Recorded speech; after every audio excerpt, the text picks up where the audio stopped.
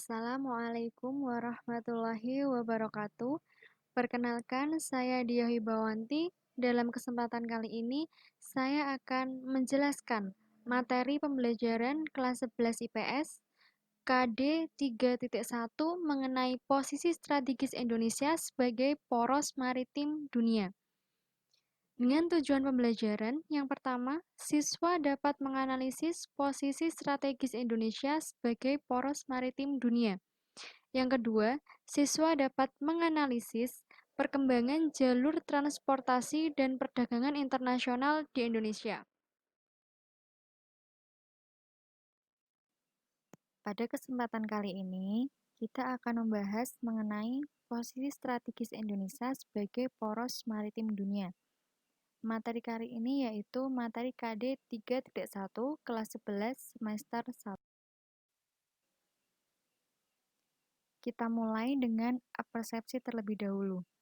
Kalian tahu bahwa Indonesia merupakan negara dengan berbagai pulau.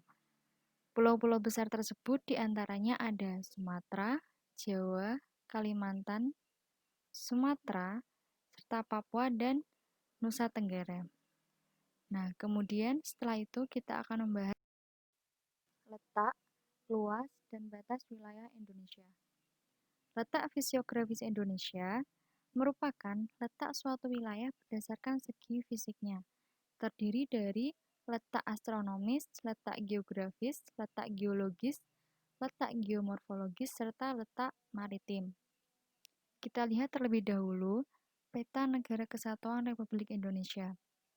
Di dalamnya pasti terdapat letak astronomis maupun letak geografis sampai dengan letak maritim. Mari kita bahas untuk letak astronomis.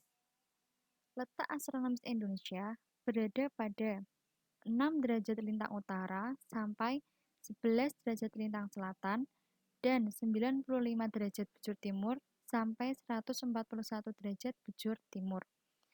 Letak astronomis itu merupakan bagian dari letak yang tidak dapat dipisahkan dari Indonesia yang akan mempengaruhi mengenai iklim wilayah Indonesia. Kemudian kita bahas letak geografis.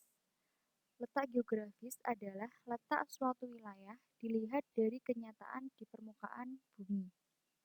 Negara Indonesia diapit oleh dua benua besar yaitu benua Asia dan benua Australia. Indonesia juga diapit dua samudra, yaitu Samudra Pasifik dan Samudra Hindia. Geologisnya yaitu dilalui dua jalur pegunungan muda dunia, kemudian pertemuan tiga lempeng, serta berada pada tiga dangkalan. Kemudian ada letak geomorfologis. Letak geomorfologis merupakan letak berdasarkan tinggi rendahnya suatu daratan terhadap permukaan air laut.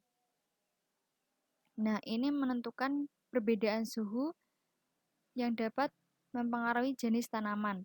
Kemudian menentukan kandungan mineral dalam tanah dan menentukan kepadatan penduduk. Kita bahas selanjutnya yaitu letak maritim. Letak maritim adalah letak suatu tempat ditinjau dari sudut kelautan. Manfaat dari posisi maritim Indonesia yang pertama yaitu membuka peluang kegiatan perekonomian bidang pelayaran, perikanan, dan pelabuhan. Yang kedua, posisi Indonesia dapat dipertimbangkan dalam politik. Luas Indonesia sendiri terdiri dari luas laut dan luas daratan. Nah, batas laut Indonesia itu terdiri dari batas zona ekonomi eksklusif, batas landas kontinen, serta zona laut teritorial. Sedangkan batas wilayah darat berupa gunung, hutan, sungai, atau patok wilayah negara tetangga. Kemudian ada batas laut negara Indonesia. Batas laut teritorial. Batas laut teritorial adalah batas laut yang ditarik dari sebuah garis dasar dengan jarak 12 mil keluar ke arah laut lepas.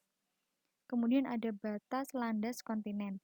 Diukur mulai dari garis dasar pantai ke arah luar dengan jarak paling jauh adalah 200 mil. Luas landas kontinen Indonesia adalah 2.749.001 km persegi. Sedangkan zona ekonomi eksklusif adalah wilayah laut sejauh 200 mil dari pulau terluar saat air surut. Luas ZEE Indonesia adalah 2.936.345 km perairan Indonesia. Wilayah daratan. Sirkum Mediterania membentuk busur pegunungan luar dan busur dalam. Busur dalam bersifat vulkanik, sedangkan busur luar bersifat non-vulkanik. Artinya, busur dalam ini dapat menyebabkan adanya banyak gunung berapi, sedangkan busur luar tidak menimbulkan adanya gunung berapi. Sirkum Pasifik membentuk cincin api Pasifik yang memiliki dua cabang di Indonesia. Ada wilayah perairan. Wilayah perairan ini terdiri dari sungai, danau, laut, teluk, selat, serta samudra. Kita bahas selanjutnya, yaitu perkembangan jalur transportasi laut Indonesia. Di Indonesia sendiri, jalur transportasi laut Indonesia meliputi adanya kebijakan dari Presiden Jokowi tentang adanya tol laut. Kita bahas tol laut. Tol laut merupakan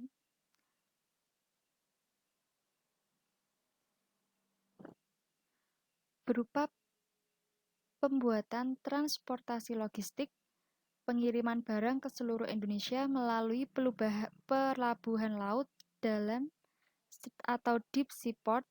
Dengan sistem itu akan terdapat kapal besar yang akan mengarungi samudera dari Medan, Provinsi Sumatera Utara hingga Sorong, Papua, serta bolak-balik.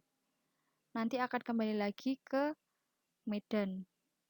Nah, kemudian manfaat pembangunan tol laut ini yang pertama ada pemanfaatan kekayaan kelautan Indonesia. Yang kedua, memperkuat jati diri negara Indonesia sebagai negara maritim dunia, serta melancarkan proses distribusi barang dan jasa hingga ke seluruh wilayah Indonesia. Kemudian meningkatkan kemandirian pendapatan nelayan Indonesia dan memperbaiki infrastruktur di seluruh wilayah Indonesia sehingga dapat mengurangi jumlah pengangguran. Selanjutnya kita bahas ALKI, Alur Laut Kepulauan Indonesia. Di Indonesia, terdapat ALKI 1 yaitu Selat Sunda, ALKI 2 Selat Lombok, dan ALKI 3 Selat Ombai Wetar. Indonesia terletak di jalur strategis perdagangan internasional yang disebut jalur sutra laut, yaitu dari Tiongkok dan Indonesia melalui Selat Malaka ke India. ALKI 1 berawal dari Selat Sunda ke Selat Karimata, kemudian Laut Natuna, hingga ke Laut Cina Selatan. ALKI 2 yaitu Selat Lombok menuju Selat Makassar menuju Laut Sulawesi.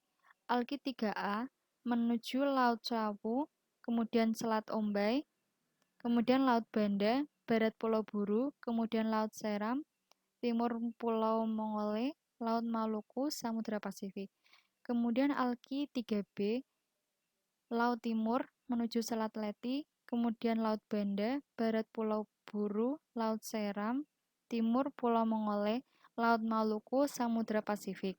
Kemudian ALKI 3C, Laut Arafuru ke Laut Banda, barat Pulau Buru, kemudian Laut Seram, timur Pulau Mongole, kemudian Laut Maluku, dan Samudra Pasifik. Kemudian ada potensi sumber daya kelautan Indonesia. Yang pertama, sumber daya perikanan. Ada energi kelautan, kemudian migas, wisata bahari, industri maritim,